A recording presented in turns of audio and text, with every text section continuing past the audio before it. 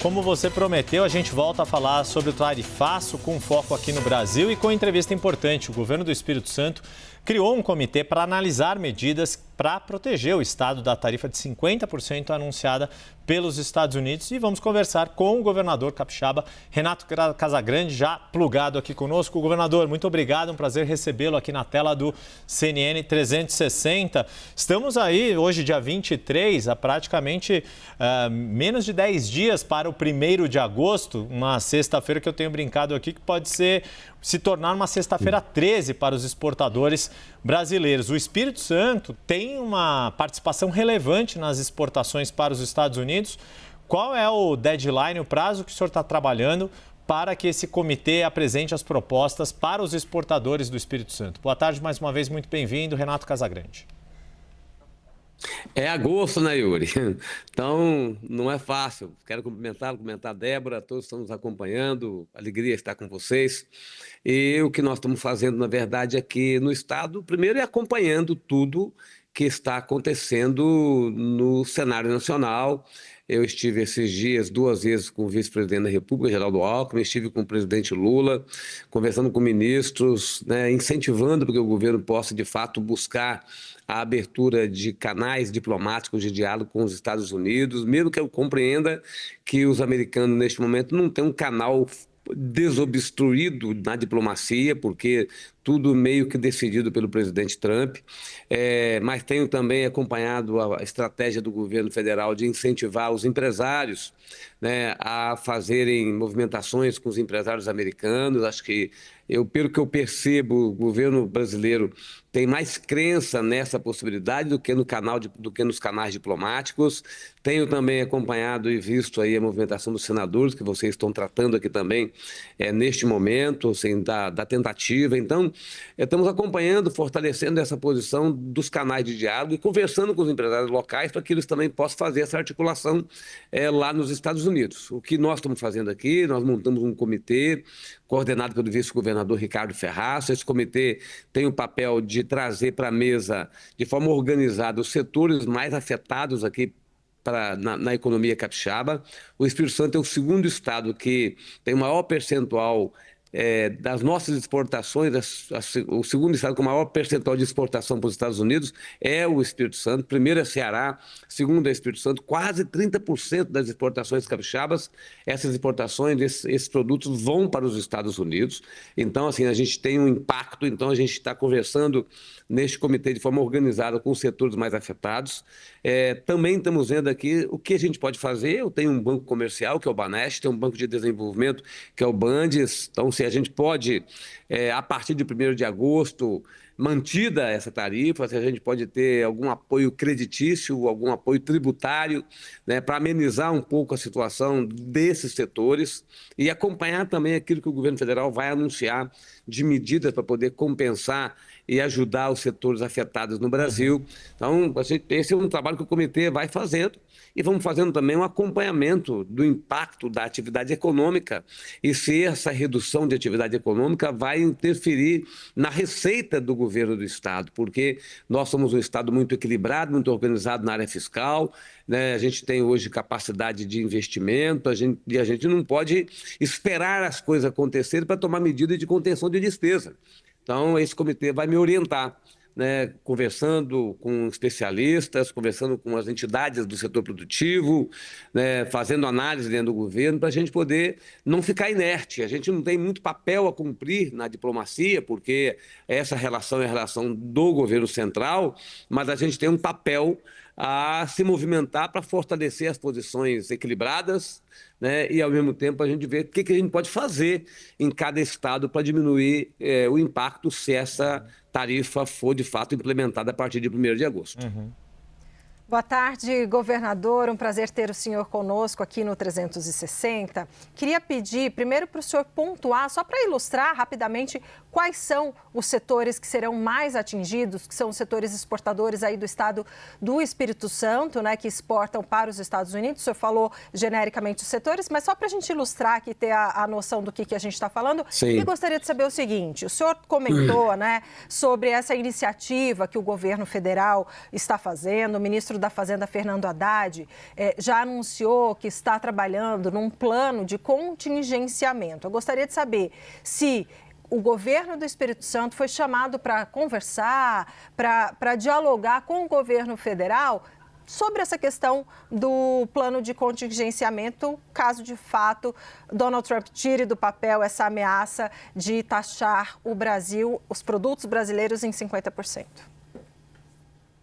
Não teve ainda um convite, né, do ministro Haddad para tratar desse plano de contingenciamento, mas eu acho que eles poderão até chamar, mas independente de nos chamar para a gente poder conversar, essas medidas são medidas muito direcionadas ao setor produtivo. Acho que eles vão conversar mais com o setor produtivo e menos com os governadores sobre este tema em especial, se de fato for implementada a tarifa de 50% sobre os produtos, porque nós temos alguns setores do Brasil que vão ser muito afetados. O que nós estamos avaliando é que, além das medidas que o governo federal poderá tomar, nós também nos estados, os estados que têm instrumento para fazer isso, também poderemos fazer, como foi feito na pandemia. A pandemia, o governo federal tomou medidas de proteção ao setor produtivo na busca de proteção dos empregos, né? O que isso não nos tirou a tarefa da gente complementar essas ações. Então, os governos estaduais poderão trabalhar para complementar essas ações. Aqui no Espírito Santo, nós temos um impacto muito forte em algumas atividades, como do aço, por exemplo. A gente é exportador de aço para os Estados Unidos através da ArcelorMittal. Isso pode impactar a exportação, pode impactar também mineradoras, como o caso da Vale, a atividade da Vale aqui no estado, da Samarco Mineração. Então, nós somos exportadores de aço.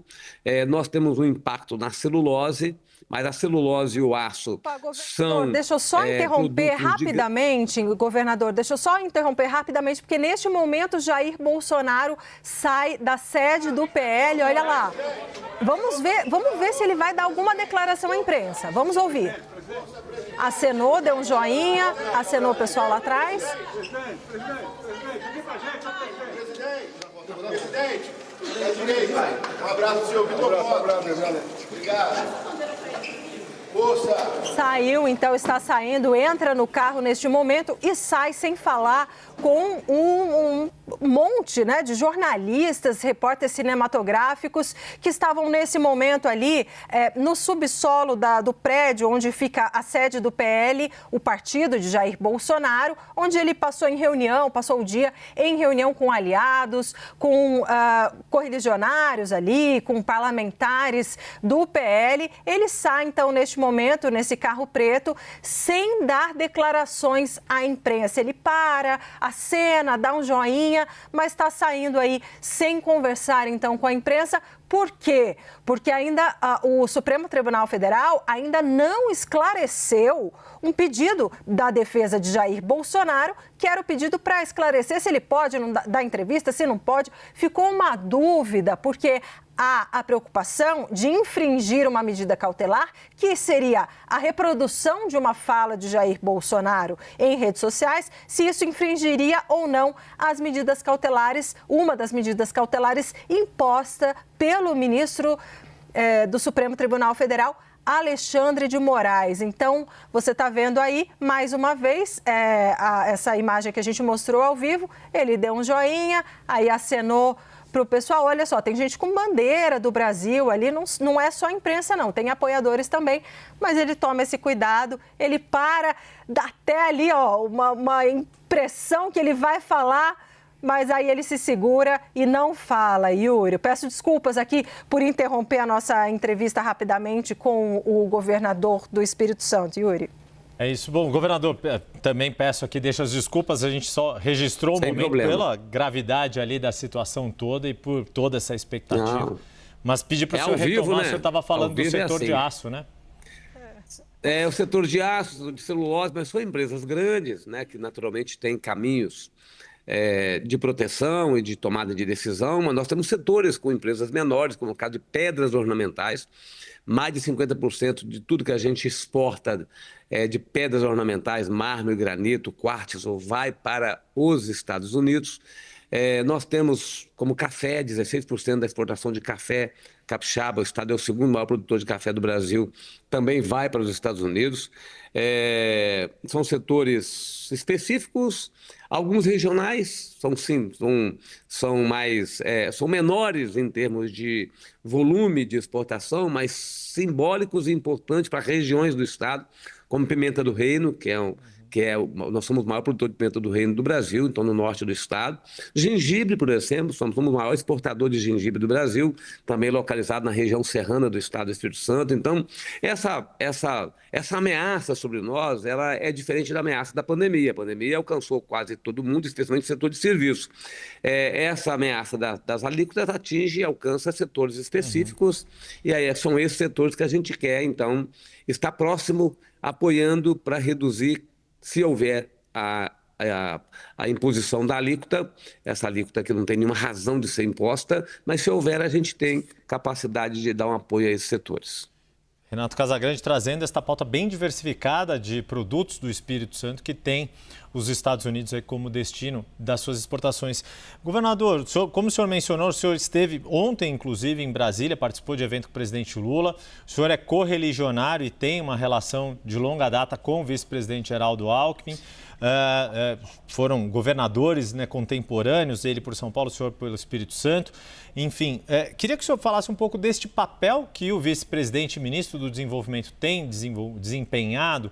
Já falou com bastante setores, mas como o senhor disse, tem um certo ceticismo em relação aos canais diplomáticos. Mas o senhor acredita que é possível que Geraldo Alckmin consiga abrir algum tipo de canal de diálogo, por exemplo, com o equivalente, que é o secretário de Comércio, Howard Lutnick, para que ainda haja este diálogo de alto nível e, com isso, se contenha a tarifa? Olha, o vice-presidente Geraldo Alckmin está cumprindo um papel muito importante, né, pela sua capacidade de diálogo. Ele foi designado pelo presidente Lula para cumprir essa tarefa e está cumprindo muito bem, liderando um comitê do governo federal e dialogando com todos os setores e dialogando e ajudando a diplomacia brasileira nessas reuniões, né? O que ele me diz e que todos me dizem é que estão acontecendo as reuniões com a diplomacia americana e com os negociadores americanos, mas não tem uma resposta, porque toda a argumentação está favoravelmente ao Brasil, né? Se o Brasil tem uma relação que é favorável aos Estados Unidos, não tem razão de ter uma alíquota imposta sobre o Brasil. Se nós temos hoje um importante movimento com os Estados Unidos, e isso vai afetar as empresas brasileiras, mas vai afetar também as empresas americanas, tanto é que alguns setores, ou o setor de suco de laranja em especial, entrou na justiça americana contra essa tarifa.